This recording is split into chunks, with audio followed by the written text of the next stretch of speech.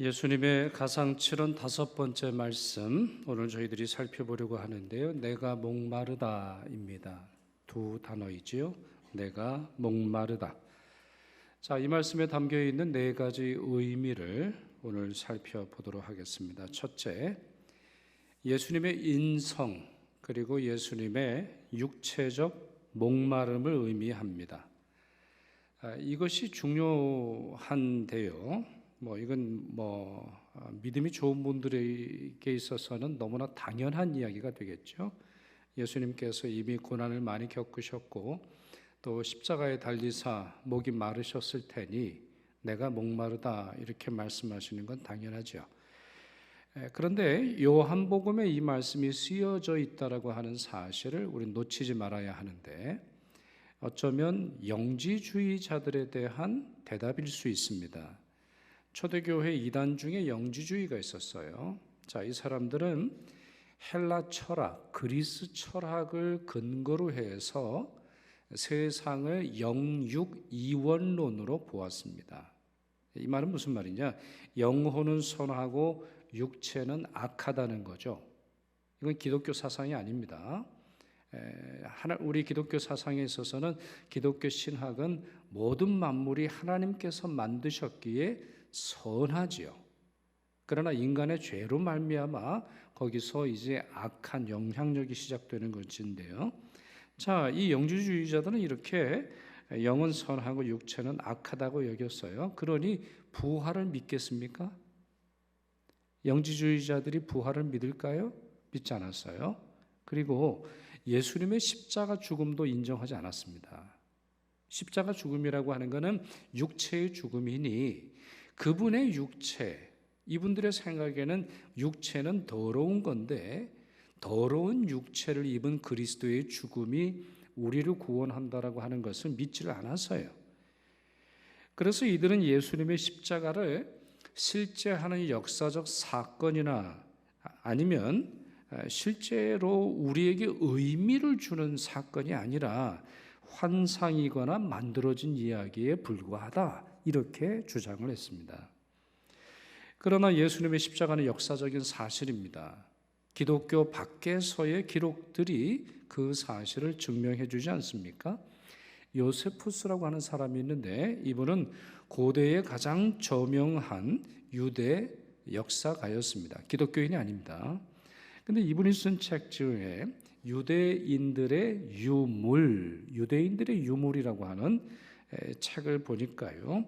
예수를 지혜로운 사람이며 놀라운 일을 행하는 선생이요 그리스도였다 이렇게 기록을 하고 있어요. 그러면서 뭐라고 그가 기술을 했느냐? 빌라도가 우리 중 주요한 사람들의 제안을 따라 그를 십자가에 못 박았다. 이렇게 유대 역사책에 쓰여져 있습니다. 또한 예수님의 십자가 죽음 이것이 사실이라고 하는 것은 성경 내의 증거이기도 하죠. 예수님은 목요일 저녁 겟세마네 동산에서 체포되셨습니다. 그리고는 곧장 대제사장 가야바의 집으로, 그런 후 빌라도, 그런 후 헤롯 안티바스, 그리고 다시 빌라도의 법정에 서셨습니다. 그러니까 예수님은 제대로 된 재판 없이 하룻밤에 무려 4군데를 다니셨다는 거예요. 그 밤에 4군데를 다니시면서 모진 고문을 당하셨고 금요일 오전 9시에 십자가에 못 박히시게 되는 것이죠. 혹시 한 사람뿐이라면 예수님의 십자가를 본 사람, 예수님의 고난을 본 사람이 한 사람뿐이라면 혹시 한 번의 장면이라면 환상일 수 있을까? 이렇게 의심해 볼 만합니다만 이렇게 성경 내의 증언, 성경 내의 기록은 계속해서 많은 사람들이 보았고 많은 사람들이 증명해 주었고 많은 사람들이 참여하고 있다고 설명하고 있습니다. 그러니 이것은 집단적인 최면이 될 수 없고 환상이 될 수 없는 것이죠. 아니면 어떤 신학적인 내용을 가르치기 위해서 지어낸 허구 이야기가 아닙니다. 예수님은 실제로 돌아가셨고 그분의 인성, 우리와 동일한 육체를 입으신 그분께서 고난과 고통과 죽음을 경험하셨던 것이죠. 둘째로 예수님 가상칠언의 이 5번째 말씀, 내가 목마르다라고 하는 이 말씀은 하나님의 뜻에 끝까지 순종하셨던 모습을 우리에게 알려주고 있습니다. 내가 목마르다, 이 말은 끝까지 하나님의 말씀에 순종하는 그리스도의 모범이라는 것이죠. 요한은 예수님이 목마르다 기록하면서, 목마르다 이렇게 말씀하셨다 기록하면서 그 시점을 강조합니다. 언제 이 말씀을 하셨냐는 거예요. 어떤 시점에 왜, 무슨 의도로 말씀하셨는지 오늘 본문에는 나와 있어요. 자, 그 본문을 강조해서 다시 28절을 읽어보겠습니다. 예수께서 모든 일이 이미 이루어진 줄 아시고, 모든 일이 이미 이루어진 줄 아시고 성경을 응하게 하려 하사 이르시되 내가 목마르다 말씀하셨다는 거예요. 여러분, 무슨 말씀입니까? 이 말은 무의식적이거나 본능적으로 내뱉은 말씀이 아니라는 거예요. 아시고 이르시되 이렇게 되어 있잖아요. 동사적 표현이 아시고 이르시되, 아셨어요, 생각하셨어요, 판단하셨어요, 인식하셨어요, 확실하게 깨달으셨어요. 하나님께서 하나님의 주권과 섭리를 통해 예수 그리스도께 맡긴 일이 끝났다라고 하는 사실을 아시고 이 말씀을 하셨다는 거죠. 그러면 하나님의 주권과 섭리를 통해 주어진 그리스도의 역할은 무엇입니까? 성부로부터 버림받고 죽음이 목전에 다가온 순간에도 자신의 사명을 온전히 붙들으셨던 바로 그 내용은 무엇인가요? 요한복음 10장 15절 18절 같이 읽겠습니다. 아버지께서 나를 아시고 내가 아버지를 아는 것 같으니 나는 양을 위하여 목숨을 버리노라. 이를 내게서 빼앗는 자가 있는 것이 아니라 내가 스스로 버리노라. 나는 버릴 권세도 있고 다시 얻을 권세도 있으니 이 계명은 내 아버지에게서 받았노라 하시니라 그랬어요. 자, 핵심적인 말씀 보시죠. 나는 목숨을 버린다. 이를 내게서 빼앗는 자가 있는 것이 아니라 내가 스스로 버린 것이다. 이런 말씀을 하세요. 이 말씀이 설명하듯 예수님의 십자가 죽음은 성부 하나님이 결정하신 일이고, 또한 성부 하나님을 비롯해서나 마귀나 로마 군인이나 유대인들의 강압에 의한 것이 아니라 예수께서 스스로 희생제물로 자신의 목숨을 버리신 그 순종의 결과라는 것이죠. 존 비비어라고 하는 분이 있습니다. 미국의 유명한 기독교 작가인데요. 이분의 책이 참 좋던데, 이분이 이런 말을 합니다. 아담과 하와가 에덴 동산에서 쫓겨난 이유가 뭐냐? 여러분, 아담과 하와가 왜 쫓겨났습니까? 뭐 마약을 했어요? 아니면 뭐 바람을 피웠습니까? 아니면은 뭐 도박을 했나요? 아니면 뭐 사람을 죽였어요? 아니면 뭐 다른 거 한 거예요? 아니에요. 불순종했기 때문이에요. 죄의 종류가 중요한 게 아니라 불순종하였기에 아담과 하와가 에덴 동산에서 추방당하지 않습니까? 그러나 둘째 아담으로 불리시는 우리 구주 예수님을 보십시오. 그리스도이신 그분을 보십시오. 누구도 그분에게 강요할 수 없고 누구도 그분에게 명령할 수 없는 하나님의 아들이시며 삼위일체 하나님 중에 한 분이시고 우리의 모든 것들을 창조하시고 다스리시는 우리의 왕 구주 예수를 보십시오. 그분은 삶의 마지막 순간에도 하나님이 맡기신 사명에 순종하고자 하셨습니다. 예수 그리스도 우리의 왕은 끝까지 순종하려 하셨습니다. 이 사실의 중요함과 그 의미를 히브리서 5장 8절에서 10절이 이렇게 설명합니다. 그가 아들이시면서도 받으신 고난으로 순종함을 배워서 온전하게 되셨은즉 자기에게 순종하는 모든 자에게 영원한 구원의 근원이 되시고 하나님께 멜기세덱의 반차를 따른 대제사장이라 칭하심을 받으셨느니라 말씀하고 있습니다. 그분은 아들이시면서도 순종하셨습니다. 여러분에게 있어서는 무엇을 순종하고 계십니까? 여러분은 혹시 자기 주장, 자기 지위, 자기의 명예를 위해서 어떠한 것도 순종하지 않으려고 하실 때 여러분에게 있어서는 참된 그리스도의 능력이 주어지지 않을 것입니다. 셋째, 예수님께서 나는 목마르다 말씀하실 때는 성경을 끝까지 존중하셨다라고 하는 사실을 우리에게 보여주고 있습니다. 예수님은 끝까지 순종하셨고 끝까지 하나님의 말씀을 붙드셨습니다. 자, 그 강조점을 다시 28절을 읽으면서 살펴보시지요. 자, 19장 28절 이렇게 되어 있죠. 예수께서 모든 일이 이미 이루어진 줄 아시고 어떻게 하셨어요? 성경을 응하게 하려 하사 이르시되 내가 목마르다 말씀하셨다는 거예요. 예수님은 목마르다 말씀하셨는데 왜 하셨어요? 왜 하셨죠? 성경이 사실이라고 하는 사실, 성경의 말씀이 틀림없다라고 하는 사실, 성경의 말씀대로 이루어진다라고 하는 사실을 보여주기 위해서 내가 목마르다 말씀하셨다는 거예요. 시편 1편 1절 2절 우리 복 있는 사람에 대한 그런 말씀이지요.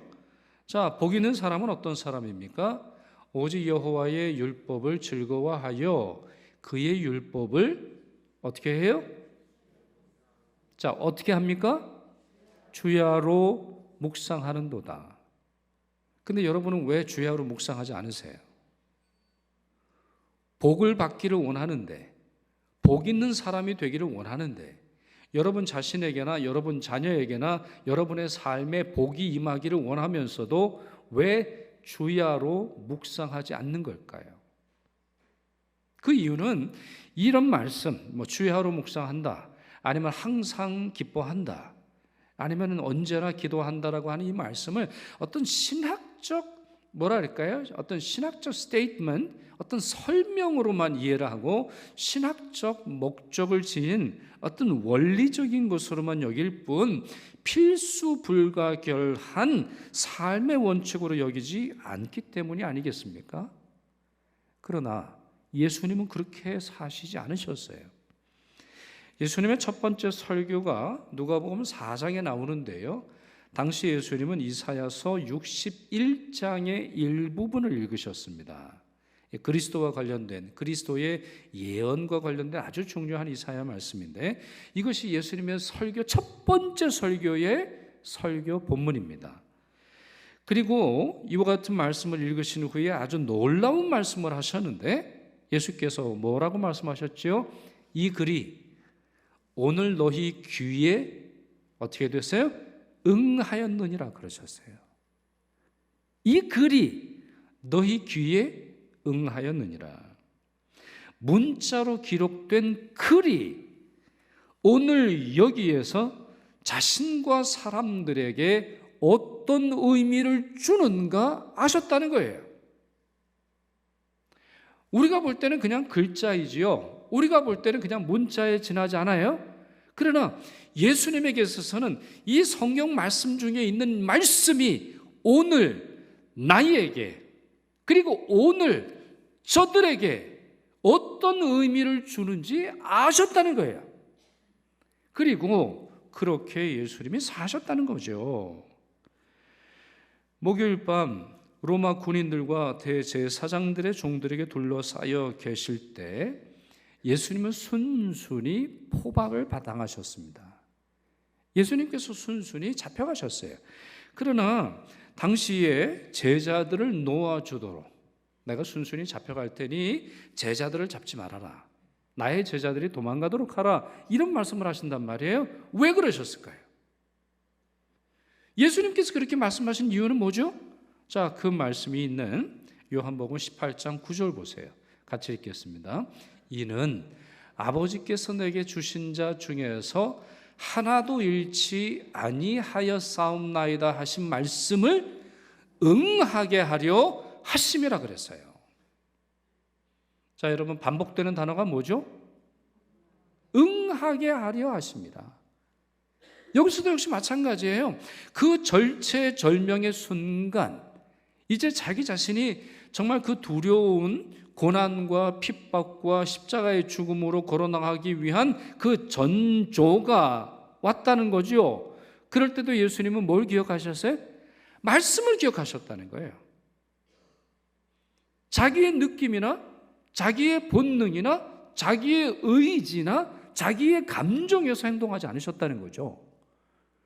지금 이 상황이 이 성경에서는 어떠한 나침반을 내게 알려주는지 예수께서 모르시고 행동하셨다는 거예요. 그래서 단순히 어떤 자비를 베푸시고 제자들을 사랑하시기 때문에 그와 같이 행동하신 것이 아니라 말씀이 응하게 하려 하기 위해서, 여기서 말씀이 응한다라고 하는 말은 그 말씀이 finished, 그 말씀의 목적이 이루어지도록 하셨다라고 하는 말씀이에요.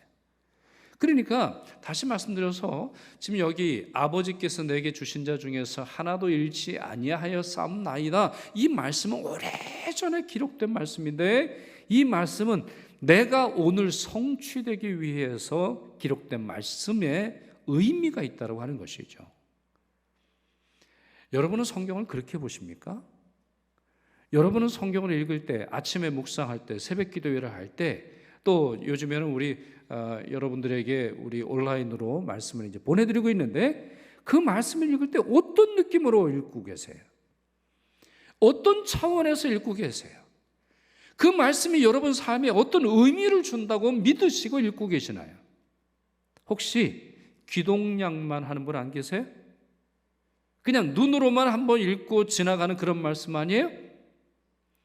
2000년 전에 주어졌던 그 말씀이 오늘 하루 나를 위한 말씀으로 읽고 계십니까? 아니면은 그저 글, 문자, 아니면 음성으로만 읽고 계십니까?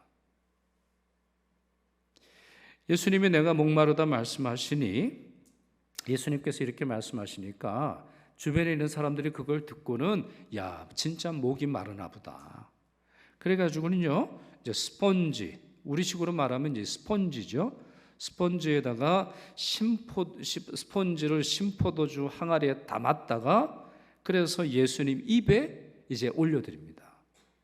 자, 이게 무슨 말이죠, 여러분? 병원 생활 해본 분은 아시죠? 이게 무슨 말인지. 병원에 있으면요, 수술을 마치고 아니면 이제 금식을 해야 될 때가 있습니다. 내가 뭐 장이 문제가 있다거나 아니면 뭐 위가 문제가 있다거나 절대로 물을 벌컥벌컥 마실 수가 없어요. 큰일 납니다. 오히려 막 속이 막 탈이 나는 거예요. 그럼 어떻게 해요? 스펀지에다 물을 적셔가지고 그냥 입술만 이렇게 발라주는 거거든요. 그러니까 입술만 발라줘도 사람이 좀 살만합니다. 아, 살만해요. 여러분 표정이 별로 모르는 것처럼 지금 이렇게 보시는데 이렇게만 발라줘도 사람이 살만한 거예요. 그러니까 심포도 주니까 그게 이제 찡그릴 거 아니에요. 그러면 이제 고통을 조금 잊게 해주는 최면의 역할, 마취의 역할을 해주는 거죠. 오늘 본문 28절, 29절에 보면 그 내용이 나와요. 이제 사람들이 이제 스펀지에다가 이 심포도주를 적셔가지고 예수님의 입에 갖다 대는 장면이 나와요. 자, 그러나 바로 그 상황을 써놓은 것 같은 말씀이 시편에 있어요. 그 말씀 보실까요? 시편 69편 21절 보시면 그 말씀이 이런데 그들이 쓸개를 나의 음식물로 주며 목마를 때에는 초를 마시게 하였으니 라고 하는 말씀이 나옵니다. 그리스도의 고난, 그리스도의 죽음, 그리스도의 핍박, 그리스도께서 얼마나 사람들에게 모진 고난을 당하시는지에 대한 예언인데 바로 이 말씀을 염두에 두시며 나는 목마르다 말씀하셨다는 거죠. 그렇습니다. 예수님은 일평생 이렇게 사셨어요. 글로 기록된 하나님의 말씀인 성경을 언제나 묵상하셨고 성경 말씀의 의미를 살아내셨습니다. 우리의 신앙이 엉망인 이유, 우리의 생활이 무질서해진 이유가 여기에 있습니다. 성경을 존중하지 않고 성경을 읽지 않고 성경이라고 하는 우물에서 자기 생명의 물을 건져 올리는데 무능하기 때문이에요. 오랫동안 신앙생활을 하면서 교회 직분을 받으면서 성경 한 줄도 해석하고 해설하고 설명할 수 없다면 그것은 겸손이 아니에요. 무능력이죠. 누군가가 하나님의 말씀이 필요함에도 불구하고 목사가 와야 그 말씀을 해설해 줄 수 있다면 여러분들은 잘못된 신앙생활을 하고 있는 거예요. 여러분을 향한 하나님의 말씀이 무엇인지 묵상하십시오. 그리고 예수님처럼 살아가십시오. 그리고 그와 같은 상황에서 하나님의 말씀을 전해줄 수 있는 여러분 되시기를 바랍니다. 넷째로, 예수께서 나는 목마르다 말씀하실 때는 인간의 근원적인 목마름을 드러내시며 또한 그 목마름을 해결하시는 분이 바로 예수님이라고 하는 사실을 우리에게 설명해 주고 있어요. 요한복음 4장에도 그런 예가 나오지요. 요한복음 4장, 여러분들이 설교를 들으시다 보면 1년에 몇 차례는 듣게 되는 그런 본문 아닙니까? 예수님께서 사마리아의 수가성에 가셨어요. 수가라고 하는 마을에 가셨는데 거기에 우물가에서 사마리아 여인 한 사람을 만나게 되죠. 자, 이 여인에게 예수님 뭐라고 말씀하시냐면 물 좀 달라 이런 말씀을 하세요. 목마르셨어요. 뿐만 아니라 예수님이 아주 배가 고프셨습니다. 먹지를 못하셨기 때문에 예수님과 제자들에게 필요한 음식을 구하기 위해서 제자들은 마을에 가 있었어요. 그리고 예수님 피곤하시니까 우물가에 이렇게 앉아 계시는데 이 여인을 보신 것이고 물 좀 달라. 무슨 말씀이에요? 내가 목이 좀 마른데 우물이 있으니까 우물에서 물을 길러 올릴 수가 없잖아요. 그래서 이 여인에게 부탁했다는 거죠. 그러나 이 여인이 예수님에게 물을 드렸다라고 하는 내용이 성경에 나와 있지 않아요. 물 드리지 않았어요. 오히려 예수님은 정말 목마른 사람이 자신이 아니라 이 여인이라고 하는 사실을 설명하십니다. 과거에 남편이 5이었고 현재도 다른 남자와 살고 있었던 것이죠. 그러니까 이 여인은 당시 가부장제 사회에서 여러 남자들에게 버림을 받았던 것이고 당연히 목마름이 있죠. 사랑에 대한 목마름이 있죠. 자기에 대한 애정에 대한 목마름이 있죠. 심리적인 목마름만 있겠습니까? 경제적 목마름이 있지요. 영적인 목마름이 있을 수밖에 없지요. 그래서 나중에 보면 이 여인과 나눈 대화가 예배에 대한 내용으로 넘어가는 걸 볼 수 있어요. 너 남자가 5이고 지금 남자도 네 남편이 아니구나. 예수님은 말씀하셨지만 가정사에 대한 말씀 전혀 나누고 있지 않아요. 이 여인과 나눈 중요한 대화의 내용은 예배에 대한 거예요. 우리 조상들은 여기서 사마리아에서 예배하라고 하는데 어디서 예배해야 하느냐? 예수님에게 묻습니다. 예수님의 답은 여기서든 저기서든이 아니라 하나님께 예배할 때가 오나니 신령과 진정으로 예배하라. 그 유명한 말씀을 이 여인과 나누게 되는 거예요. 왜요? 이 목마름의 본질은 예배에 대한 본질이니까, 예배에 대한 목마름이니까, 하나님에 대한 목마름이니까, 하나님을 만나야 하는데 하나님을 만나지 못하는 내 사정으로 인한 목마름이라고 하는 사실을 드러내게 되는 것입니다. 이 사실을 깨닫게 하시고자 예수님은 자신의 목마름을 말씀하신 거예요. 예수님이 어떻게 스스로 목마르실 수 있습니까? 그분을 믿을 때 우리 안에 사라지지 않는 목마르지 않는, 다시 목마르게 하지 않는 생명샘이 우리에게 흐르는데 말이죠. 자, 그렇다면 인간의 근원적인 목마름, 즉 예수님이 십자가에서 밝히고자 하셨던 인간의 가장 내면적이고 가장 본질적이며 가장 근원적인 목마름, 아버지 하나님에 대한 목마름이라고 하는 것을 우리가 충분히 이해할 수 있습니다. 여러분, 누가복음 14장 보시면 돌아온 탕자의 비유를 잘 아실 겁니다. 그렇죠? 여러분들이 대부분 잘 아시겠습니다만 짧게 요약하면 이런 내용이죠. 어떤 아버지에게 두 아들이 있었어요. 둘째 아들이 살아있는 아버지의 유산 절반을 가져다가 먼 나라에 가서 허랑방탕하게 낭비하고 써버리고 말았어요. 돈이 떨어지니까 완전히 버림을 받게 됩니다. 그래가지고 사람들에게 찬밥 신세가 되죠. 돼지 쥐염 열매조차 주지를 않아요. 왜요? 다른 나라 사람이니까. 이상한 사람으로 여기니까. 그래가지고 돈이 있을 때는 참 사람들이 좋아했는데요, 돈 떨어지니까 아주 냉대하고 아주 그냥 천한 그러한 대접을 받게 되지요. 완전히 버림을 받게 돼요. 결국 이 아들은 아버지의 집을 그리워하게 되고 아버지의 집으로 돌아올 뿐만 아니라 아버지와 화해하게 된다는 이야기입니다. 전통적으로 이 탕자 둘째 아들은 죄인으로 비유합니다. 그것은 맞습니다. 그 성경을 읽어보면 이 탕자는 죄인을 의미하는 거예요. 저를 의미하는 거고 여러분을 의미하는 거예요. 그런데 현대의 여러 신학자들은 다른 시각에서 이 본문을 해석하기도 합니다. 자, 그것은 맞다. 이 탕자 비유에서 이 탕자는 죄인을 의미하는데 가만히 따져보니까 예수님의 모습 아니겠는가, 이렇게 해석하기도 합니다. 아마 그 중에서 가장 유명한 분이 우리 팀 켈러 목사라고 생각을 하는데, 팀 켈러 목사는 복음주의 목사입니다. 우리식으로 보면은 합동 아니면 이제 고신측 장로교에 가까운 교회를 담임하는 보수적인 교회의 목사예요. 근데 그가 쓴 책 중에 Prodigal God이라고 하는 책이 있어요. 이 말은 뭐냐면 Prodigal Son은 탕자로 번역하거든요.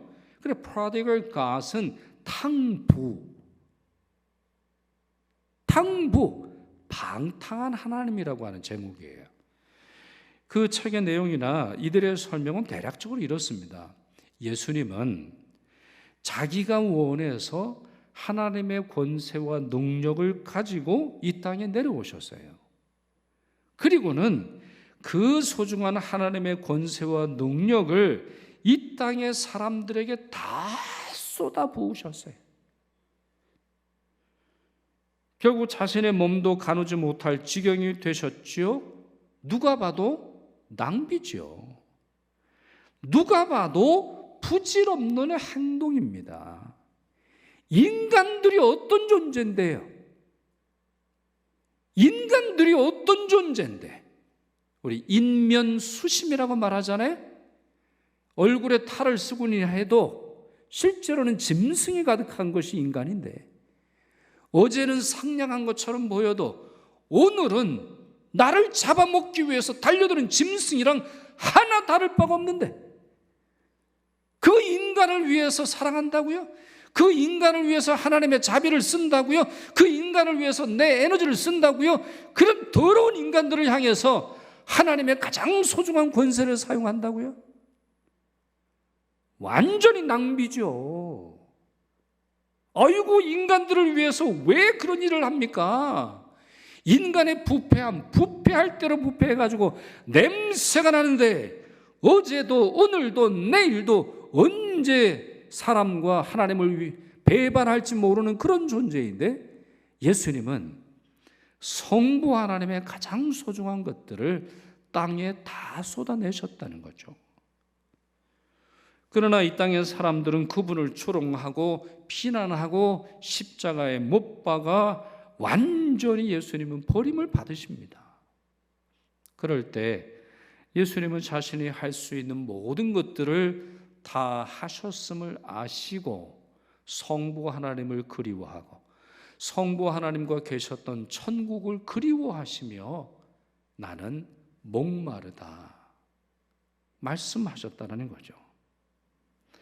예수 그리스도께서도 천국을 목말라 하셨습니다. 예수 그리스도께서도 성부 하나님과 나누었던 그 사랑의 관계가 목마르셨습니다. 전혀 근거 없는 적용이 아니죠. 이 누가복음 15장에 나오는 탕자의 비유가 나의 이야기이기도 하면서 동시에 나의 이 목마름, 나의 이 부끄러움, 나의 이 처절함, 나의 이 부패함을 예수 그리스도께서 몸소 감당하셨음을 잘 설명해 주고 있습니다. 예수님은 마치 탕자처럼 되셨습니다. 왜입니까? 하나님의 자녀로서의 신분을 되돌리시고자 인간의 비천함과 목마름을 대신 감당하셨기 때문이지요. 그리고 그렇게 하심으로 말미암아 한동안 누리지 못하셨던 성부 하나님과 성령 하나님과의 거룩하고 친밀한 사귐, 거룩하고 친밀한 관계를 그리워하셨기 때문입니다. 사랑하는 여러분, 이제 말씀을 맺으려고 합니다. 저는 여러분에게 목마름이 있기를 간절히 부탁드립니다. 목마름을 깨달으십시오. 여러분 안에 있는 목마름을 인정하십시오. 다른 것이 아니라 지금 이렇게 거룩한 절기를 맞으면서 예수 그리스도께서 우리를 구원하시는 구주라고 하는 사실을 알면서도 물질에 목마르는 것처럼, 아니면 세상 명예에 대해 목말라 하는 것처럼, 사람들이 나를 좋게 평가해 주는 것을 목말라 하는 것처럼 예수를 목말라 하지 않는 내 자신의 모습을 깊이 회개하시기를 바랍니다. 세상을 향해서는 그렇게 목말라 하며 달라 간청을 하면서도 천국을 목말라 하지 않는, 하나님의 말씀을 목말라 하지 않는, 하나님의 사명을 목말라 하지 않는, 하나님의 그 극진하신 사랑에 목말라 하지 않는 왜곡된 여러분의 신앙과 여러분의 삶을 반성하십시오. 그리고 진정한 목마름을 회복하시길 바랍니다. 하나님의 사명에 대한 목마름을 회복하십시오. 하나님 말씀인 성경에 대해 목말라 하십시오. 그리고 하나님과 깊은 관계의 목마름, 천국에 대한 목마름을 회복하시기를 바랍니다. 그럴 때 우리의 기도를 들으시는 성령 하나님께서 여러분에게 임하시고 임재하심으로 말미암아 결코 마르지 않는 생명강이, 생명의 샘물이 여러분 안에 흐르게 하실 것입니다. 기도하겠습니다. 사랑과 자비의 주님, 저희를 용서하시고자 물과 피를 흘리셨고 타는 듯한 목마름을 호소하셨던 주님의 모습과 말씀을 마음에 새깁니다. 주님이 보이신 것처럼 저희도 하나님의 사명에 순종하고 하나님 말씀을 사모하며 하나님과의 친밀한 관계 안에 머물고자 결심하고 결단합니다. 성령 하나님, 저희를 도우사 오늘 품었던 결심이 변치 않도록 도와주옵시며 생각에만 머물지 않고 실천하도록 또한 도와주옵소서. 우리 주 예수 그리스도의 이름으로 기도드리옵나이다. 아멘.